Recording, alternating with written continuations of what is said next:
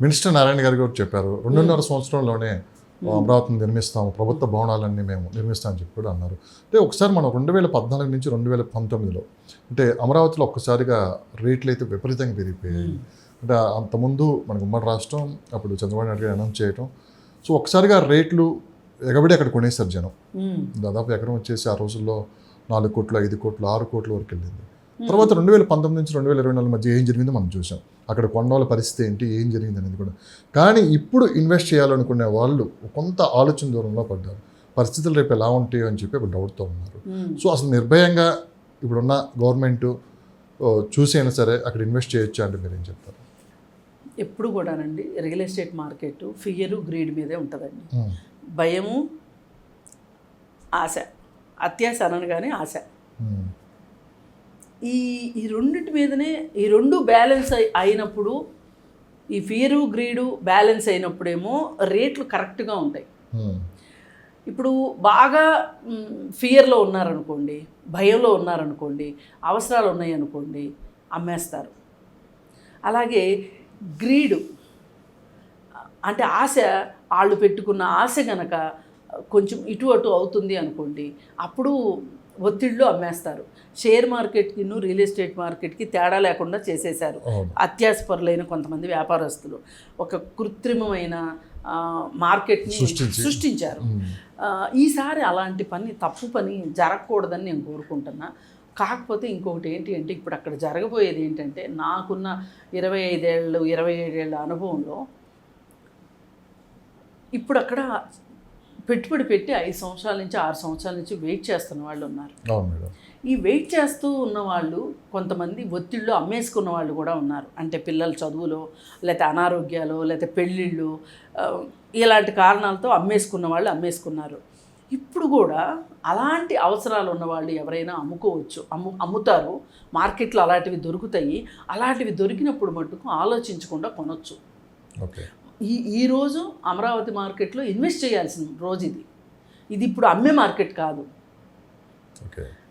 కొనే మార్కెట్ ఇది. Sellers market కాదు ఇది, బయ్యర్స్ మార్కెట్ ఇది.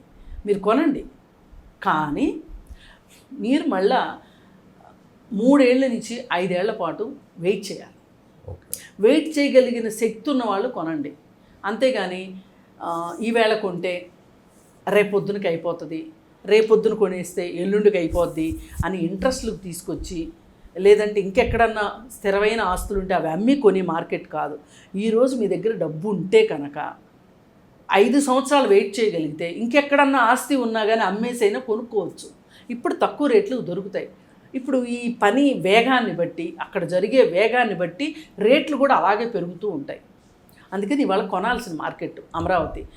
అయితే ఇక్కడ ఇంకొకటి ఏంటి, మనం షరతులు వర్తిస్తాయి అన్నట్లు ఒక మాట ఏంటి అంటే, మరీ రేట్లు పెంచారు అనుకోండి, ఎవరో దిగి రావట్లేదు, కొండ దిగట్లేదు అనుకోండి, కొనకండి. కొంచెం అనుకూలంగా ఉంటే కనుక, ఇప్పుడు ఏంటంటే కొంతమంది, ఇప్పుడు మురళీమోహన్ గారు ఉన్నారు, అపర్ణ వాళ్ళు ఉన్నారు, అలాగే రామకృష్ణ హౌసింగ్ వాళ్ళు ఉన్నారు గుంటూరు. ఇప్పుడు ఇట్లా ఒక 50 కంపెనీలు అక్కడ డబ్బులు పెట్టున్నాయి, దగ్గర చిన్నవి పెద్దవి కలిపి. అందరూ అక్కడ స్ట్రక్ అయిపోయి ఉన్నారు. వాళ్ళందరూ ఇప్పుడు ఏమి ఆలోచిస్తారు, ఫస్ట్ వాళ్ళు దీనిలోంచి బయటికి రావాలి అనుకుంటారు. అంటే ఇప్పుడు అమరావతి ఎట్లా అయితే మొదలైందో, మళ్ళీ పునర్నిర్మాణం ఎట్లా అయితే మొదలైందో, వాళ్ళ ప్రాజెక్టులు కూడా అలా స్టార్ట్ చేసుకుంటారు. స్టార్ట్ చేసుకున్నప్పుడు వాళ్ళు ఏంటంటే ఫ్లాట్స్ అవన్నీ అమ్మేసేసుకుంటారు, ఉంచుకోరు. ఎందుకంటే వాళ్ళు ఇప్పుడు ప్రస్తుతం వాళ్ళకున్న ఇదేంటి, బయటపడడం కావాలి వాళ్ళకి. అలాంటప్పుడు వాళ్ళు ఏం చేస్తారంటే ఎఫర్టబుల్ ప్రైసెస్లో అమ్ముతారు. అలాంటప్పుడు సామాన్యులు కొనుక్కోండి. ఇప్పుడు అమరావతిలో ఎకరం పొలమే కొనుక్కోనక్కర్లా. అందరి దగ్గర 3 కోట్లు 4 కోట్లు ఉండవు. ఒక 50 లక్షలు 60 లక్షలు ఉన్నాయనుకోండి, ఒక అపార్ట్మెంట్ కొనుక్కోవచ్చు కదా. అమరావతిలో కొనుక్కున్నారనుకోండి, ఒక 3 సంవత్సరాల తర్వాత ఒక 20 లక్షలు పెరిగింది అనుకుందాం, పోనీ 15 లక్షలే పెరిగింది అనుకుందాం, తప్పేం కాదు కదా. ఎవరికి తగ్గ ఇన్వెస్ట్మెంట్ అక్కడ అది ఉంది. ఆ ఇన్వెస్ట్మెంట్ ప్రకారం ఇన్వెస్ట్ చేసుకోండి. కాకపోతే విపరీతమైన గ్రీడ్తో కొన్నారు అంటే విపరీతమైన ఫియర్తో అమ్ముకోవాల్సి వస్తుంది. దాన్ని బ్యాలెన్స్ చేసుకోండి. కానీ ఏది ఏమైనప్పటికీ ఆంధ్రప్రదేశ్లో పరిశ్రమలు వచ్చేలాగానే ఉన్నాయి, వస్తాయి కూడా. ఇప్పుడు ఈ అమరావతి త్వరితగతిన అయ్యే పని, అలాగే ఫస్ట్ వాళ్ళు కాన్సన్ట్రేట్ చేస్తుంది కూడా ఎట్లా చేస్తున్నారంటే 90%, 70%, 50% అయిన బిల్డింగులు చాలా ఉన్నాయి. అవి మనకు టీవీలో చూపిస్తూనే ఉన్నారు. ఆ బిల్డింగులు ఫస్ట్ కంప్లీట్ చేసేలాగా ఉన్నారు. ఇన్ఫ్రాస్ట్రక్చర్ వాళ్ళు ఒకప్పుడు వేసిన ఇన్ఫ్రాస్ట్రక్చరు ఈ 5 ఏళ్ళు వాడకపోయేసరికి రోడ్లు, డ్రైనేజు, ఎలక్ట్రిసిటీ ఇవన్నీ పోయినాయి. అవన్నీ మళ్ళీ రీఆర్గనైజ్ చేసుకుంటారు, అంటే రిస్టోర్ చేస్తారు, మళ్ళీ పునరుద్ధరిస్తారు ఇవన్నీ. ఇప్పుడు ఈ పునరుద్ధరించి ఈ బిల్డింగులన్నీ కంప్లీట్ చేసేసరికి కనీసం ఒక 6 నెలలు, సంవత్సరం పడుతుంది. తర్వాత ఇక ఆ పాత ప్లానింగ్ అంతా దుమ్ము దులిపి తీసి ఈ లోపు దాని పనికి దానికి, దీని పని దీనికి జరుగుతూ ఉందనుకోండి, ఒక కళ వస్తుంది ఫస్ట్. ఒకవేళ అమరావతిలో ఇన్వెస్ట్ చేయాలనుకుంటే ఆ చుట్టుపక్కల లొకేషన్స్, బెస్ట్ లొకేషన్స్ ఎక్కడ ఉన్నాయి మేడం? అంటే అక్కడ కనుక కొంటే ఫ్యూచర్ మీరు అన్నట్లు 5-10 సంవత్సరాలలో, సో ఆ లొకేషన్స్ ఇప్పుడు మనకి హైదరాబాద్లో బెంగళూరు హైవే, ముంబై హైవే, ఇటు మనం చెప్పుకుంటాం విజయవాడ హైవే అని చెప్పి పూర్తిగా ఎంత డెవలప్ అయిందో మనం చూసాం. ఒకవేళ అమరావతి దాటి ఇన్వెస్ట్ చేయాలంటేనండి పొలాలు కొనవచ్చు. పొలాలు ఒక 10 ఎకరాలు, ఎన్ని కిలోమీటర్ల పరిధిలో వెళ్ళొచ్చు? మీరు ఎన్ని కిలోమీటర్లైనా వెళ్ళండి. అసలు పొలానికి, ఇళ్ల స్థలాలకి పొలాల మార్కెట్కి చాలా డిఫరెన్స్ ఉంటుంది. ఇప్పుడు ఇళ్ల స్థలాల మార్కెట్ ఫాస్ట్గా వచ్చినట్టు మనకు కనిపిస్తుంది. పొలాల మార్కెట్ తెలియకుండా చాప కింద నీరులా పెరుగుతూ ఉంటుంది. ఎందుకు పెరుగుతుంది అంటే, ఇప్పుడు రాజధాని ఉంది, రాజధానిలో ఇప్పటికీ అమ్ముకోని వాళ్ళు ఉన్నారు. 1 ఎకరం పొలం ఇస్తే కనుక 1200 గజాల స్థలము ఇస్తాను అని చెప్పి రిజిస్ట్రేషన్స్ కూడా అయిపోయినాయి. చంద్రబాబు నాయుడు గారు చేసేశారు, రిజిస్ట్రేషన్స్ కూడా అయిపోయినాయి. రేపు పొద్దున ఈ అమరావతి డెవలప్ అయిన తర్వాత ఆ రైతులు ఏం చేస్తారు? అందరికీ అక్కడ వ్యాపారాలు చేసుకునే ఉద్దేశాలు ఉండవు, చేయలేరు కదా. వాళ్ళు అప్పుడు ఏం చేస్తారు అంటే, ఈ 1200 గజాల స్థలాన్ని అమ్మేశారనుకోండి, వాళ్ళ దగ్గర సుమారైన డబ్బులు వస్తాయి. అయినప్పుడు వాళ్ళు ఏం చేస్తారు? ఆ డబ్బులుగా పెట్టి కూర్చోరు కదా. ఆ డబ్బులు తీసుకెళ్ళి ఇంకో 20 కిలోమీటర్లో, 30 కిలోమీటర్లో, 50 కిలోమీటర్ల అవతలో కొంతమందికి వ్యవసాయం చేయటం ఒక ప్యాషన్, ఒక ఇంట్రెస్ట్ ఉంటుంది. ఆ ఇంట్రెస్ట్ ఉన్న వాళ్ళు ఏం చేస్తారు అంటే, ఒక 50 కిలోమీటర్లో, 100 కిలోమీటర్లో వెళ్ళి పొలం కొంటారు. ఇప్పుడు మీకు నేను ఇదే ఎగ్జాంపుల్ మీకు చెప్తాను. మణికొండలో పొలాలు అమ్ముకున్న వాళ్ళు, పప్పాలగూడలో పొలాలు అమ్ముకున్న వాళ్ళు ఏం చేశారనుకుంటున్నారు? చాలామంది చాలా జోక్గా భూ కైలాస్ వచ్చింది, డబ్బులన్నీ అవజేసుకున్నారు అని అనుకుంటారు. కానీ అలా అవజేసుకున్న వాళ్ళు కొంతమంది అయితే, చాలామంది తెలివిగా ఏం చేశారు తెలుసా అండి? అప్పట్లో శంకరపల్లిలో 2 లక్షల ఎకరం, 2 లక్షలు, ఇవాళ 6 కోట్లు, 5 కోట్లు, 4 కోట్లు శంకరపల్లిలో. చేవేళ్లలో అప్పుడు 50,000, 60,000 ఎకరం చేవేళ్లలో.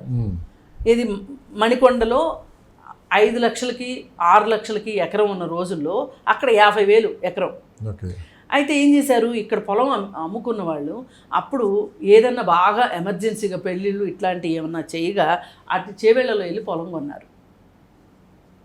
చేవేళ్లలో వెళ్ళి పొలం కొంటే ఇప్పుడు వాళ్ళకి ఆస్తి పెరిగిందా, తగ్గిందా? పెరిగింది. ఇప్పుడు రేపు అమరావతి రైతులు కూడా ఏం చేస్తారు? వెళ్ళి కొంచెం దూరం వెళ్ళి పొలాలు కొనుక్కుంటారు. ఆ పొలాలు కొనుక్కోవటానికి ఇప్పుడు కూడా కొనుక్కోవచ్చుగా మరి వాళ్ళు వెళ్ళి, కానీ ఇప్పుడు వాళ్ళ దగ్గర డబ్బులు లేవు. ఇప్పుడు గత 5 సంవత్సరాల్లో గనక చంద్రబాబు నాయుడు వేసిన రూట్ మ్యాప్ ప్రకారం గనక జగన్మోహన్ రెడ్డి కూడా డెవలప్ చేసి ఉంటే ఈ పాటికి ఆ పరిస్థితి వచ్చేది. వస్తే అప్పుడు వాళ్ళు ఏం చేసేవాళ్ళు? రైతులు ఇన్ని రకాలుగా మోసపోయారు అక్కడ. ఇప్పుడు అక్కడ అమరావతి డెవలప్ అవ్వలేదు, మనకి రాజధాని లేదు అనేది ఒక్కటే కాదు, చాలా సంపద ఆగిపోయింది అక్కడ. సృష్టించబడాల్సిన సంపద ఆగిపోయింది. ఇప్పుడు వీళ్ళు ఏం చేస్తారు? ఈ 1200 గజాల స్థలం అమ్ముకున్నారనుకోండి, వాళ్ళకు 2 కోట్లు వచ్చిందనుకోండి, ఎకరం 10-12 లక్షల రేట్లో ఒక 50 కిలోమీటర్ల దూరంలో పొలం వచ్చిందనుకోండి, దొరికిందనుకోండి, పొలం కొనుక్కుంటారు కదా వీళ్ళు. ఇప్పుడు ఎవరైనా డబ్బులు ఉన్నవాళ్ళు 5 లక్షలకి, 6 లక్షలకి ఎక్కడన్నా ఒక పొలం దొరికితే కనుక, ఇప్పుడు అమరావతిలో ఇన్వెస్ట్ చేయాలనుకున్న వాళ్ళు అమరావతిలో ఇన్వెస్ట్ చేయలేని పరిస్థితిలో వాళ్ళకి అందుబాటులో లేదనుకున్నప్పుడు వాళ్ళు ఒక 50 కిలోమీటర్లు, అంటే ఇప్పుడు వినుకొండ లాంటి ప్రాంతాలు ఉన్నాయి, వినుకొండ లాంటి ప్రాంతాల్లో చాలా ల్యాండ్స్ ఉన్నాయి. ఆ ల్యాండ్స్ కొనుక్కోవచ్చు. అక్కడ కొనుక్కుంటే అప్పుడు ఏమవుతుంది? ఒక 4-3 ఏళ్ల తర్వాత ఇక్కడ ఈ అమరావతిలో అమ్మిన రైతులు ఎవరైతే ఉంటారో వాళ్ళకి ఇచ్చిన 1200 గజాలు అమ్ముకున్న వాళ్ళు అటు వెళ్ళి ఇన్వెస్ట్ చేస్తారు. లేదు అనుకుంటే ఇంకా కొంచెం ముందుకెళ్ళి, లేదు ఇప్పుడు తిరువూరు, విస్సన్నపేట, కృష్ణా జిల్లాలో అక్కడ పొలాలు చౌకగా దొరుకుతాయి. రేట్లు అక్కడ తిరువూరు, నూజివీడు 15 లక్షల్లో దొరుకుతాయండి. 15 లక్షలు. 15 లక్షల్లో కూడా దొరుకుతాయి, 5-6 లక్షల్లో కూడా దొరికే ఉంటాయి. ఓకే. అంటే కొంచెం నీటి వస్తే అది తక్కువగా ఉంటుంది, అలాంటివి కొనుక్కోవచ్చు. మెట్ట పొలాలు దొరుకుతాయి మనకి, మాగాణి దొరకదు కానీ మెట్ట పొలాలు దొరుకుతాయి. మెట్ట పొలాలు దొరికినప్పుడు చాలామంది చేసేది ఏంటంటే కంది అట్లాంటి పంటలు వేసుకుంటారు. అవును, కంది మెట్టలో పండుతాయి కందులు, పెసలు వేసుకుంటారు, మినువులు వేసుకునే వాళ్ళు ఉన్నారు, ఇలా వేసుకుంటారు. పంటలు వేసుకునే వాళ్ళు ఉన్నారు, లేదంటే మామిడి తోటలు పెట్టుకునే వాళ్ళు ఉన్నారు. ఇప్పుడు కొత్తగా సీతాఫలం తోటలు వచ్చినాయి. ఆయిల్ అంటే మీరు అనేది అమరావతిలో కన్నా అమరావతి చుట్టుపక్కల పొలాలు కనుక్కుంటే భవిష్యత్తు ఇప్పుడు పొలాలు కొనుక్కు డబ్బులు ఉన్న వాళ్ళు మరో కోకాపేట, మరొక బెంగళూరు హైవే, మరో ముంబై హైవే లాగా ఇది విస్తరించే అవకాశం విస్తరిస్తుంది ఖచ్చితంగా.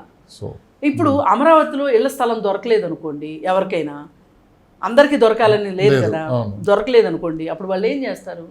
ఇప్పుడు హైదరాబాద్లో ఉన్న వాళ్ళు శంకరపల్లిలో ప్లాట్ ఎందుకు కొనుక్కుంటున్నారు? ఫ్యూచర్ ఇన్వెస్ట్మెంట్ కోసమే కదా. ఇప్పుడు వినుకొండ అటు సైడు ఏమైనా లేఅవుట్స్ ఉన్నాయి అనుకోండి, లేఅవుట్లో ప్లాట్లు కొనుక్కున్నారనుకోండి, ఇప్పుడు కొనుక్కున్నారనుకోండి ఎవరైనా, వినుకొండలో చాలా తక్కువకి లేఅవుట్లో ప్లాట్లు దొరుకుతున్నాయి. ఇప్పుడు కొనుక్కుంటే రేపొద్దున ఈ అమరావతి రైతులు వాళ్ళ స్థలాలు అమ్ముకునే పరిస్థితి వచ్చినప్పుడు, మంచి రేటు వస్తే ఇక్కడ వీళ్ళు ఇంకెక్కడ ఇన్వెస్ట్ చేయాలి? ఇంకా హైదరాబాద్లో మట్టుకు ఇన్వెస్ట్ చేయరు, ఆంధ్రా నుంచి వచ్చి. ఇదైతే ఇంకా రూల్ అవుట్, అక్కడ వాళ్ళు అక్కడే పెట్టుకుంటారు. ఓకే.